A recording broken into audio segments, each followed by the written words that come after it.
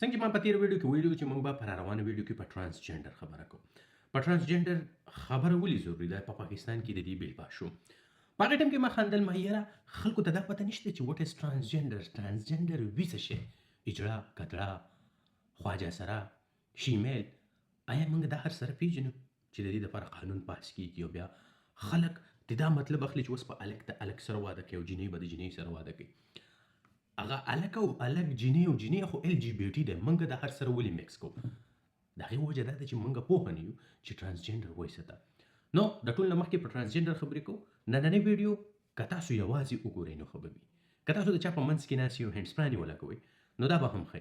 دا یو علمي ویډیو ده او که دې ته تاسو د یو علمي یا د پوهې په نظر باندې وګورئ نو شاید چې موږ د دې نه ډېر صحیح زده کولی شو.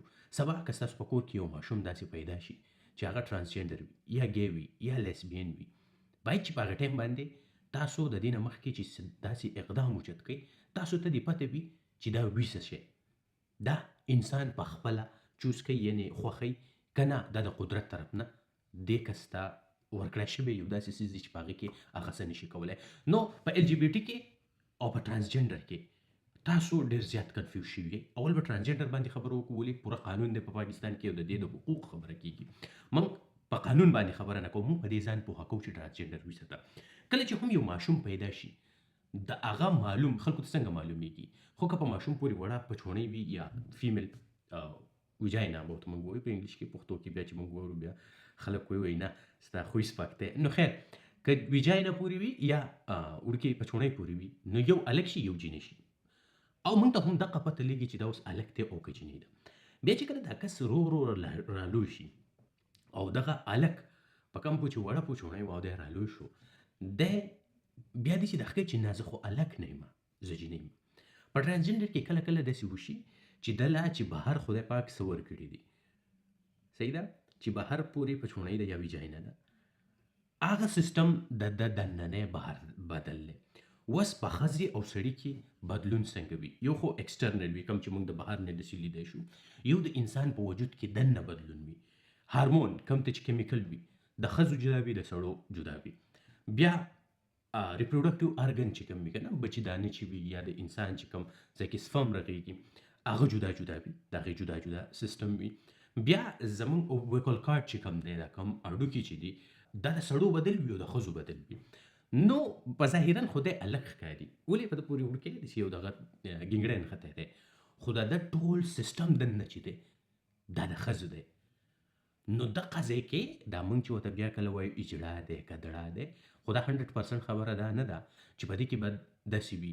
کله کله د داسې هارمون جدا وي، کله کله داسې وشي چې د ووکل کارډ چې وي هغه د اډوکي چې کله کله وي چې بالکل دننه ښځی او بهر الګ وي. بیا چې دا کله دننه ښځه وي که نه په دې کې هر څه کېدای شي دا قانون چې رغ شوی دی هغوی د دې میډیکل وشي او که دی کس دی وایي چې دا زه بدلوم دا ولې بدلی دغه درته هم وایم که دې وایي چې موږ دا بدلو لکه زه به تاسو له مثال درکړم زنانه چې دی د په میاشت کې یو پیر ناجوړه کېږي او دې ته ډېر زیات تکلیف وي.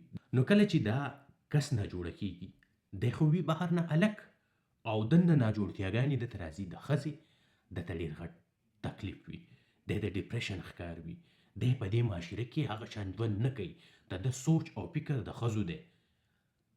خلک ورته وایي چې دا الک دی دا کې چې دننه څه کېږي هغو ته د بهر د وتو لاره نه وي. نو بیا تاسو به ډېر داسې لیدلی وي چې د جینۍ نه الک راغ شوی وي. یوسف جان به یې لیدلی وي ځای په ځای ما یې کړي او د خلکو نه دغه کوي مبارکیانې ورکوي وایي بس په ده باندې بېګا دړ راغې او دی خو وجنۍ خو موږ ول اپریشن وکړو الګ شو. دا خو تاسو پښتنو کې ډېر لیدلي خو دا یو نه دي لیدلي چې د یو الګ نه جینۍ رغه شوي ده دا هم داسې وي او هغه ته سیم دغه شان تکلیف وي. اوس الګ د شپې چې بالغ شي هغه خوبونه ویني او هغه ته د یو سپم د وتو دپاره لاره ضروري وي. نو که دا اوس جینۍ وي او د دا کم که نه کوم ځای چې سپم رغېږي هغې ته لاره نه وي یا که دا جینۍ وي دننه او دی یې الک نو دی له بیا اپریشن کوي او دی له بیا لاره ورکوي. په تاسو به اوس دا دغه کوئ چې یو الک وي او د هغه نه جینۍ رغ شي دی دغه راوړی شي بچي راوړی شي که په ده کې ټوټل سیستم داسې وي چې هغه د جینۍ وي بالکل دی بچی راوړی شي څنګه چې نارمل ښځې راوړي.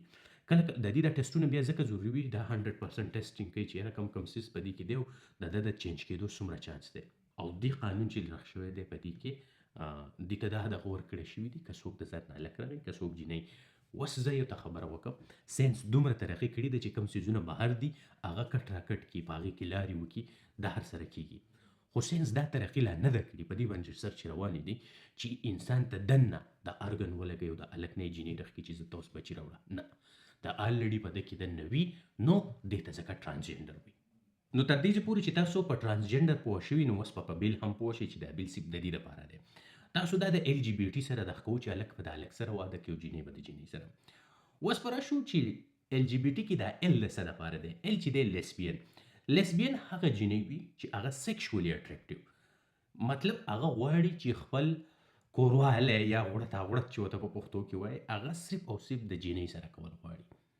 هلکان ټول هغې ته د رونو په شان ښکاري د هغو لکه هلک سره ښه خبرې کول د هغه خیال ساتل دا هیڅ خبره نه ده دا خو خور او ورور هم په کور کې پاتې کېږي.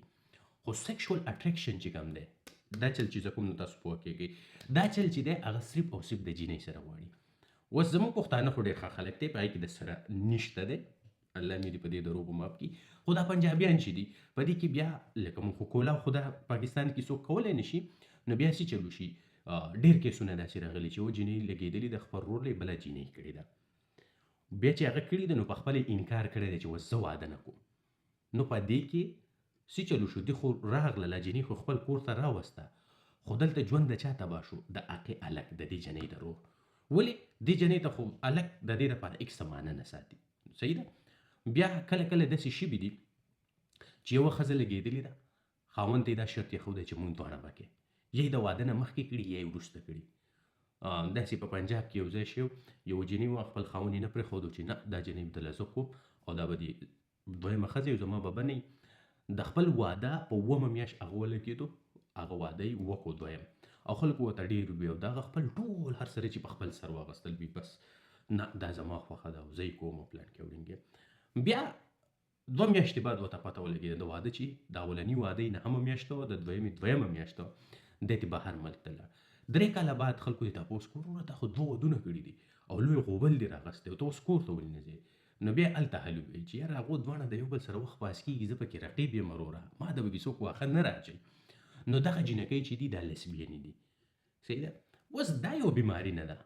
فیلینګس به زه تاسو ته په پښتو کې داسې ویم که تاسو یو چا له لاس وروړئ هغه باندې چې دا غونه یې پرې راغی دا دغه یې وکړل او دننه یې د هډه داسې بدل شو که نه نو دغه فیلینګس چې د چا دپاره راشي دغه یو داسې څیز دی چې په دې کې انسان په خپل اختیار کې نه وي.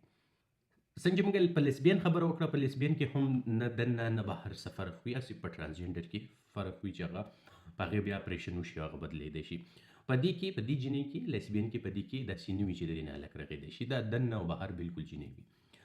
دغه شان هم دا ګی چې دی جی والا دا هم د قالې کې د ده نه جینۍ نشي رغېدی خو د فیلینګس چې کوم وي دا صرف هلک ته وي.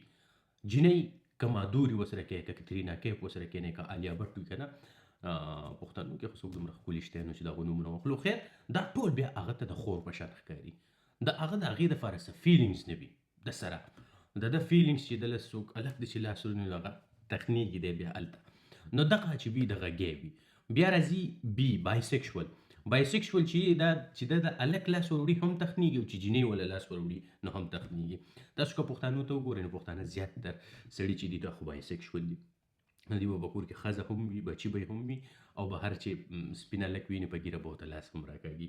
نو بایسیکشول دا چې دی د دواړو سره د هلک سره هم او د جینۍ سره هم که نه د هغو تعلق ساتل غواړي او ډېر حده پورې تله غواړي نو دا وي بایسیکشول. که جینۍ وي نو جینۍ هم سیم جینۍ طرف ته هم د دې فیلینګ راځي او که هلک وي د هغې طرف ته هم د دې فیلینګس راځي او ښه دغه والا فیلینګس که نه. نو دغه شي بایسیکشل پټي ټرانسجنډر باندې موږ خبره وکړه کیو په کیو بیا هغه دي چې هغه لا انډیسایډډ دی او دوی له خپله فیصله نه دی کړي.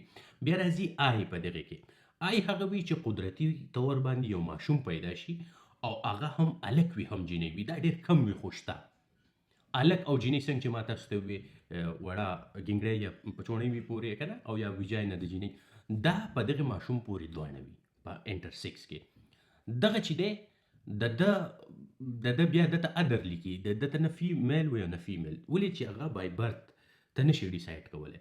دا هلک چې بیا یا دی وي هلک، صحیح ده، نو دی چې بیا رالوی شي دی بیا خپله فیصله وروسته کوي. خو دا شته، تاسو که چېرته لیدلي وي ډېر کم دي، خو شته چې بای برت چې څنګه ماشوم وشي د ده پورې دواړه هر سره وي.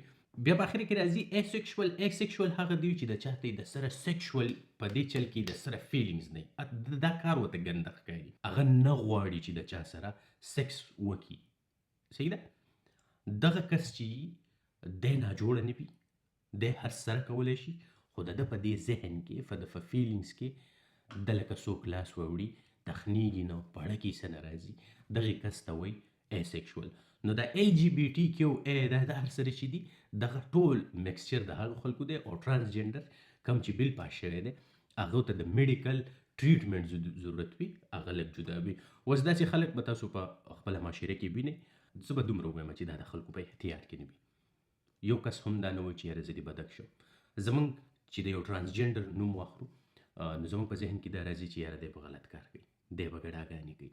موږ د هغه د دننه ژوند نه یو خبر چې د هغه په ژوند کې څه تېرېږي، د خلکو په فیلینګز. اوس ته خو به یو کس له په زور واده وکړې، خو اوس د هغو د یو بل سره هغه فیلینګز نشته، نو بیا خو پښتو ده، خلک به وخت تېروي، خو هغه دغه چې دی هغه فیلینګز سره هغه خوشحالي راوستل هغه څیزونه د دې په منځ کې نه کېږي. هوپفلي چې ما د دې ویډیو سره انصاف کړی وي، ما ډېره پړه باندې ګټه کېښوده، په ډېر لیمټ سیزونو کې ما دا خبرې وکړې. زه به ډاکټر لقمان ته د دې ویډیو د وساست نه بلنه ورکوم چې په دې باندې ویډیو وکړي او تاسو پرې نور هم پوهه کړي. د خپل ځان خیال ساتئ او د خپل فیلینګز ډېر زیات خیال ساتئ. تر بلې ویډیو.